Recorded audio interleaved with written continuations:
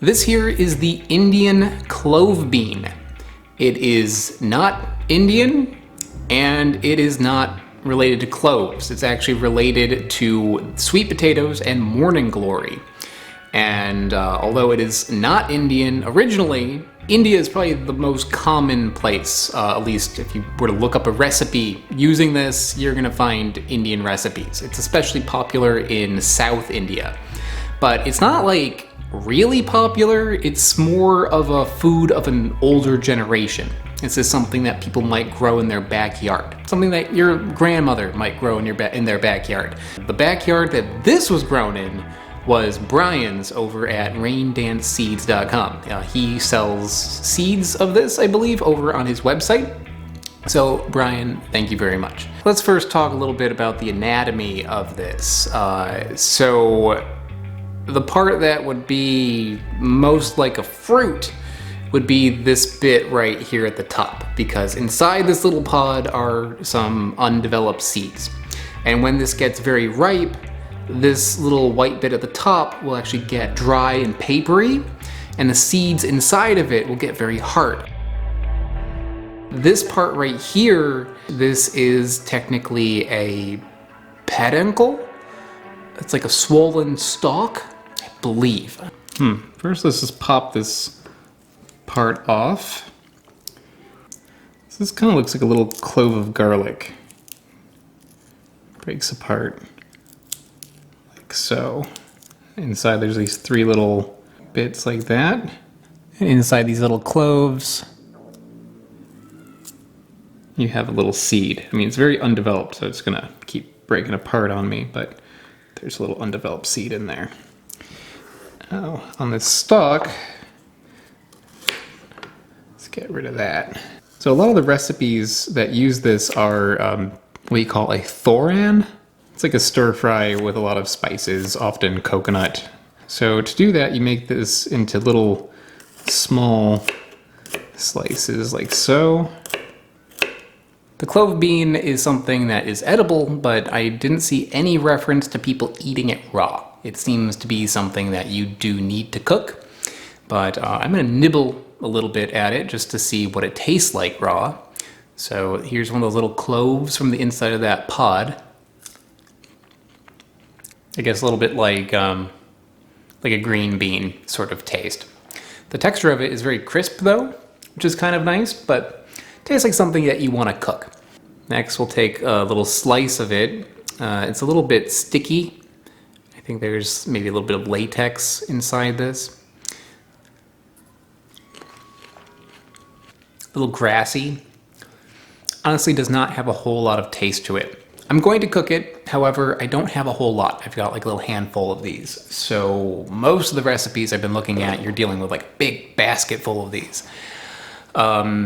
So I'm gonna kind of wing it a little bit, looking at a few different recipes that call for large amounts of these and adjust it a little bit and see how it goes.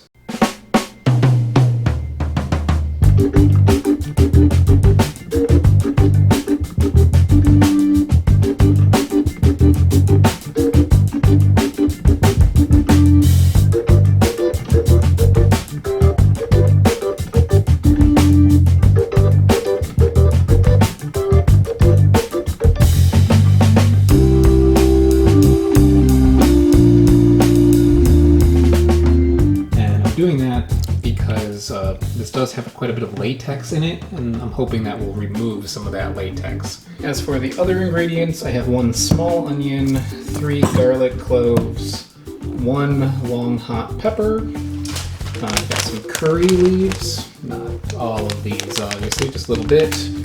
And also I have some lentils that I soaked overnight. And the key in most of these recipes is to cut everything very small.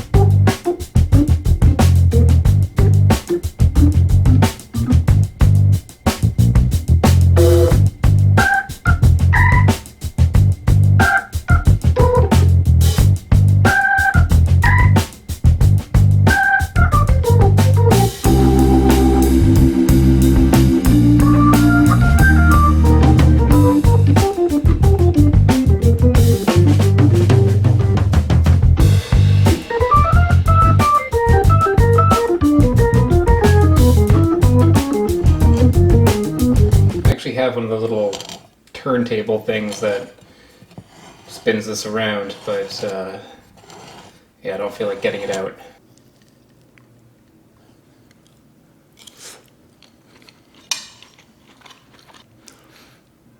For not knowing what I was doing, that is damn good. I don't know if this technically qualifies as a thorin, or if I'm even saying thorin correctly, but I really like them. And it's not something that people usually think about when they think about Indian food. At least in the US, pretty much all you get are like your palak paneers and your dals and stuff like that. But this is, it's nice. It's more of like a dry sort of curry. It's somewhere between like a curry and like a stir fry. Well, I looked at a few different recipes and they suggested serving it with lentils because I only had, you know, like a cup of the, half a cup of the actual clove beans. I decided to soak the lentils and then cook them along with it. That was my idea of adding a little bit more to this, and it worked. But the biggest thing that I gotta see here, because this is not a cooking channel, guys, this is a channel about fruit and plants and stuff like that. So what does the Indian clove bean contribute?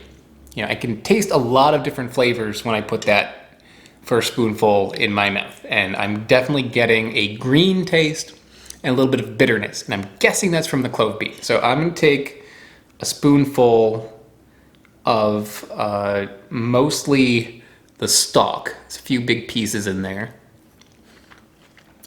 The texture of it is like finely chopped asparagus. I think if you didn't have the clove beans, you could chop up some asparagus into like little pieces and do the same thing, and it would taste very similar to this. But the one difference is that these clove beans have little cloves at the top of it, those little bits where the seed would be. So I'm gonna try one of those just on its own.